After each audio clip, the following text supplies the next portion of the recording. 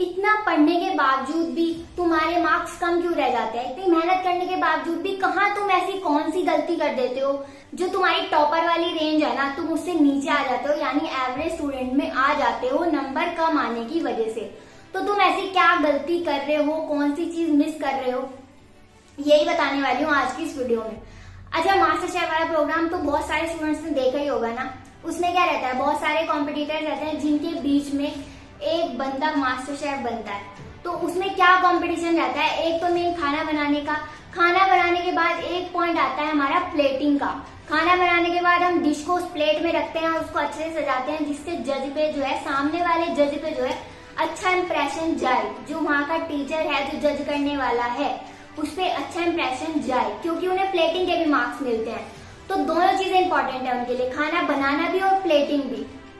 तो इसी तरीके से एग्जाम में भी दोनों चीज इंपॉर्टेंट है, सिलेबस को खत्म करना, रिवीजन करना, एंड उसके साथ साथ प्लेटिंग पे भी ध्यान देना। प्लेटिंग यानी तुम्हें एग्जाम में कैसे लिख के आना है, किस तरीके से थाली में परोसना है जिससे जो तुम्हारे मार्क्स कम रह जाते हैं ना वो इंक्रीज हो जाएं बिना कुछ करे ही। सिर्फ तुम्हें कुछ पॉइंट्स ही फॉलो करने हैं और जो तुम्हारे मार्क्स है ना वो एकदम इंक्रीज होने शुरू हो जाएंगे। जो तुम्हारा जो लेवल था ना एवरेज स्टूडेंट से टॉपर में आना शुरू हो जाएगा, क्योंकि कुछ गलतियों की वजह से तुम्हारे मार्क्स कम रह जाते हैं जिससे तुम एवरेज में आ जाते हो। अगर तुमने वो गलतियां सुधार ली तो फिर तुम्हारा जो लेवल है वो टॉपर तक पहुंच ही जाएगा। तो आज की वीडियो में मैं सिर्फ तुम्हें ये बताने वाली हूँ कि तुम्हें अपने एग्जाम में कॉपी में लिख के कैसे आना है। एक एक पॉइंट बताने वाली हूँ, कॉपी पेन लेके अभी बैठ जाओ, जो पॉइंट तुम फॉलो नहीं करते हो और उसको लिख लो, और जो चीज फॉलो करते हो उसको कमेंट सेक्शन में कमेंट करके बताओ कि हाँ दीदी ये चीज मैं पहले से ही फॉलो करता हूँ। तो अब ध्यान से सुनना, जब तुम्हें एग्जाम में वहां कॉपी मिल जाती है ना तो कॉपी लेने के बाद फटाफट से अपनी एंट्री फिल करो। एंट्री फिल करने के बाद तुम्हें क्या करना है, तुम्हें एक बड़ा स्केल जरूर लेके जाना है। वो किस लिए, ताकि तुम एंट्री भरने के बाद अपने उस स्केल से ब्लैक पेन लेके अपनी कॉपी के दोनों साइड में डबल डबल लाइन खींच पाओ। कुछ स्टूडेंट है जो ऐसा करते भी हैं, कुछ ऐसे हैं जो नहीं करते हैं, तो ये चीज करनी बहुत जरूरी है। तो अपनी कॉपी के दोनों साइड में पूरे पेपर्स पे लास्ट तक तुम्हें वो डबल लाइन खींचनी ही खींचनी है। और कोशिश करो जो शुरू के 3-4 पेज है ना उनमें तुम बहुत अच्छी राइटिंग से लिख पाओ, क्योंकि मुझे पता है शुरू के पेजेस में तो अच्छा लिख पाते हैं, लेकिन बाद में जब टाइम कम होने लगता है ना तो उससे क्या होता है, बाद में राइटिंग बेकार होती चली जाती है थोड़ी थोड़ी। लेकिन तुम कोशिश करो अपनी राइटिंग को मेंटेन रखो, राइटिंग ऐसी रखो, वर्ड्स के बीच में गैप रखो, सामने वाले टीचर को समझ आना चाहिए कि हाँ ये वर्ड लिखा क्या है। कहीं पे कटिंग ओवर राइटिंग मत करो, खासकर शुरू के पेज में तो करो ही मत। अगर कहीं गलती हो गई है बाय चांस तो हल्का सा कट मारो, उसको ऐसे नहीं करना बिल्कुल ही तुमने काला कर दिया, हाँ उसको बता दिया हाँ मुझसे यहाँ गलती हुई है। अगर तुमने यहाँ कटिंग ओवर राइटिंग करी ना, जहाँ पे तुमने कटिंग कर दी ना वहीं पे टीचर तुम्हारा वो चेक करेगा अच्छे से कि कटिंग कैसे करी है इसने, क्योंकि वो वहां पे उसे एक तरीके से बैरियर मिल जाएगा, वो वहां रुक जाएगा। तो कटिंग ओवर राइटिंग बिल्कुल नहीं करनी है। टीचर को जो है ना बिल्कुल ऐसा दिखाना है कि हाँ मैंने इतना बढ़िया लिखा हुआ है, मुझे सब आता है, उसको ऐसे दिखाना है। और तुम्हें सिर्फ 3 पेन यूज करने हैं, एक ब्लैक पेन, एक ब्लू पेन, एक मोटी निब वाला ब्लैक पेन होता है, उसकी निब सिंपल पेन से मोटी होती है। वो पेन तुम्हें कहाँ यूज करना है वो भी मैं तुम्हें बताऊंगी। तो इतना करने के बाद हम आते हैं क्वेश्चंस पे। क्वेश्चन नंबर तुम्हें ऐसा लिखना है जो उसे दूर से दिख जाए, यहाँ क्वेश्चन नंबर 1 है, क्वेश्चन नंबर 2 है, और सारे क्वेश्चन लाइन वाइज करने हैं। अगर बाय चांस ऐसा होता है कि तुम्हें क्वेश्चन नंबर 1 आता है, क्वेश्चन नंबर 3 आता है, क्वेश्चन नंबर 2 नहीं आता है, तो क्वेश्चन नंबर 2 के लिए अंदाजे से स्पेस छोड़ दो कि हाँ मुझे वाला क्वेश्चन नहीं आता है, ये 5 लाइन में आ जाएगा, तो तुम 5 की जगह 7-8 लाइनें छोड़ दो। बस स्पेस कम नहीं होनी चाहिए, चाहे भले से ही ज्यादा हो जाए। और क्वेश्चन लिखने के बाद स्पेस छोड़ना जरूरी है। अगर तुम्हारा कहीं क्वेश्चन कंप्लीट हो गया है तो उसके बाद 2 लाइनें छोड़ो ही छोड़ो, और लाइन छोड़ सकते हो या उसकी जगह पे डबल लाइन भी खींच सकते हो, लेकिन मैं तो हमेशा 2 लाइन छोड़ती थी क्वेश्चन एंड होने के बाद, जिससे टीचर को पता चल जाए यहाँ पे इसका क्वेश्चन खत्म हो गया और अब दूसरा क्वेश्चन शुरू होने वाला है। 1 है तो तुम्हें क्वेश्चन नंबर 1 पता, यहाँ डालना है क्वेश्चन नंबर 1 अपनी कॉपी के बीचों बीच, ठीक है, जिससे टीचर को एकदम दिख जाए। तुम्हें क्वेश्चन नंबर 1 यहाँ नहीं डालना है, क्योंकि तुम उससे यहाँ से लिखोगे और फिर यहाँ से लिखोगे तो इस तरीके से ना लाइंस की ना एक सीक्वेंस नहीं बैठती है, तो इसलिए तुम्हें यहाँ नहीं लिखना है, मिडल में लिखो एंड यहाँ से तुम आराम से अपना ये लिखना शुरू कर दो, ठीक है। और जो तुम ये लिखते हो ना, जो तुम लिखते हो, मान लो हमारा एक वर्ड है अब और ये तब, तो जो तुम्हारी लाइंस है ना वो इसी वर्ड के नीचे चलनी चाहिए, अब, तब, कब। मतलब ऐसे नहीं होना चाहिए कि एक लाइन ये रही, एक लाइन इधर जा रही, एक लाइन इधर जा रही, तीनों की एंडिंग साथ में होनी चाहिए।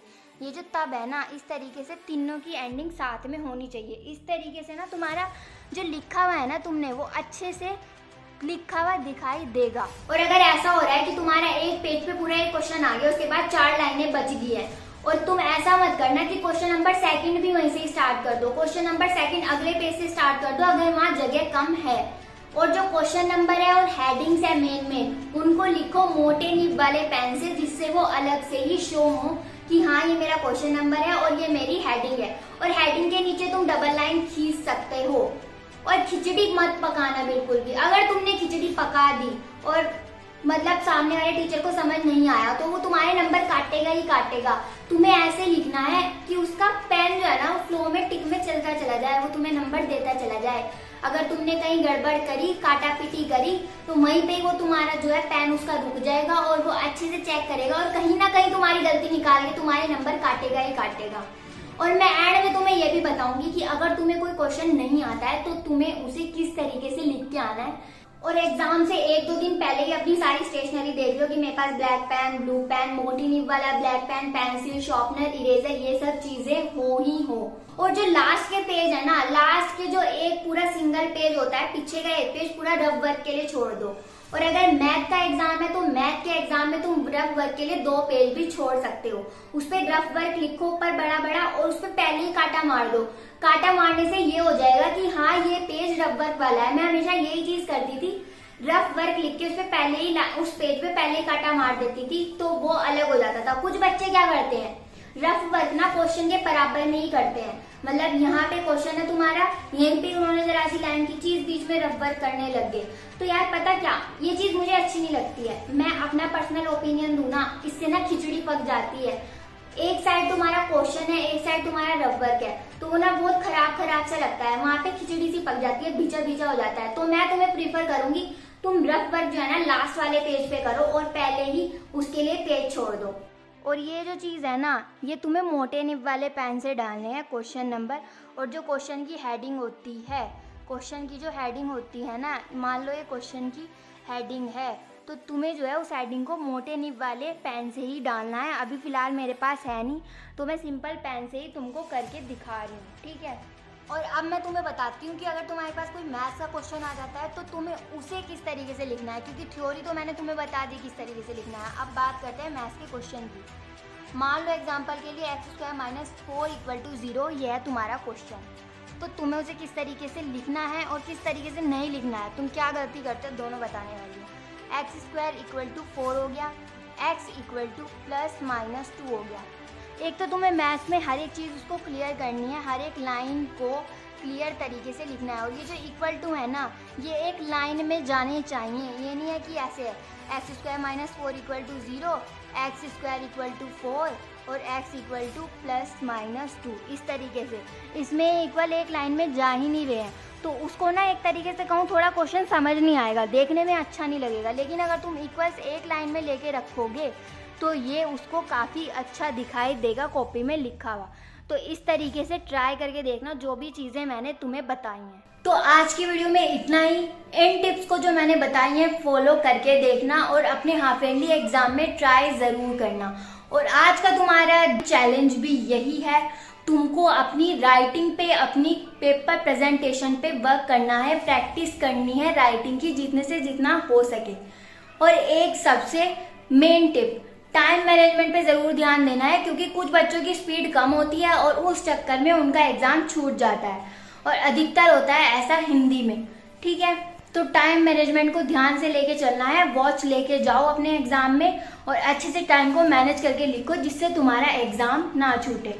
और अपने आप को चैलेंज दो कि मैं आज से, अभी से अपने पेपर प्रेजेंटेशन पे ध्यान दूंगा, क्योंकि वो भी बहुत ज़रूरी है, जैसे मैंने तुम्हें शुरू में एग्जाम्पल देके समझाया था, बताया था।